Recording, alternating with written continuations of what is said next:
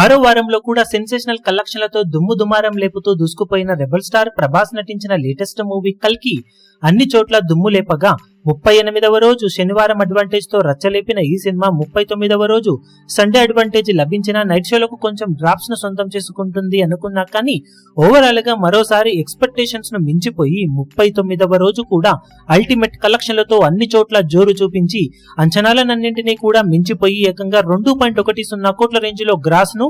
95 లక్షల మేర షేర్ ను వరల్డ్ వైడ్ గా అందుకుంది. తెలుగు రాష్ట్రాలలో కొంచెం డ్రాప్ అయిన సినిమా 34 లక్షల రేంజ్ లో షేర్ ను తెలుగు రాష్ట్రాలలో ఓవరాల్ గా సొంతం చేసుకోగా టోటల్ గా ఇప్పుడు 39 రోజులు పూర్తయిన తర్వాత వరల్డ్ వైడ్ గా సినిమా సాధించిన కలెక్షన్లను చూసుకుంటే నైజాంలో 92.36 కోట్లు, సీడెడ్ లో 21.62 కోట్లు, వైజాగ్ లో 21.68 కోట్లు, ఈస్ట్ లో 12.45 కోట్లు, వెస్ట్ లో 9.51 కోట్లు, గుంటూరులో 11.23 కోట్లు, కృష్ణాలో 11.23 కోట్లు, నెల్లూరులో 6.16 కోట్ల దాకా షేర్ అందుకున్న ఈ సినిమా మొత్తం మీద 39 రోజుల్లో తెలుగు రాష్ట్రాలలో 186.24 కోట్ల దాకా షేర్ ను 293.80 కోట్ల రేంజ్ లో గ్రాస్ ను వసూలు చేసింది. ఇక